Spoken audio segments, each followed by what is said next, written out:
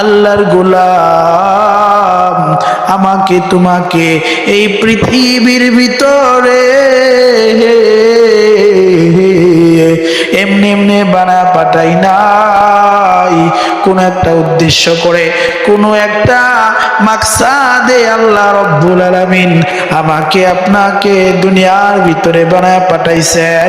সেই মাকসাদ হলো আল্লাহ বলতেছেন, ওয়ামা খালাকাতুল জিন্না ওয়াল ইনসা ইল্লা লিয়াবুদুন। মানব এবং জিন জাতিকে সৃষ্টি করেছেন একমাত্র আল্লাহর গোলামি করার জন্য, আল্লাহ তাআলার দাসত্ব পালন করার জন্য। এই জন্য রে যুবক, আল্লাহর গোলামি করতে হবে, আল্লাহর দাসত্ব পালন করা লাগবে। আল্লাহ রব্বুল আলামিন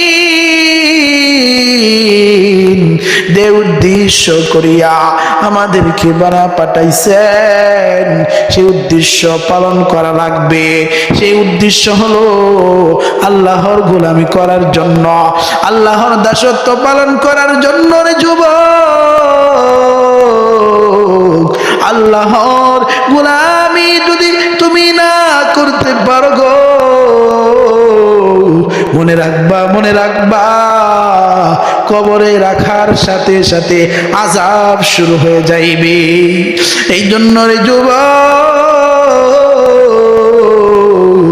আল্লাহর গোলামি করা লাগবে রে বন্ধু, আল্লাহর হুকুম আহকাম পালন করা লাগবে।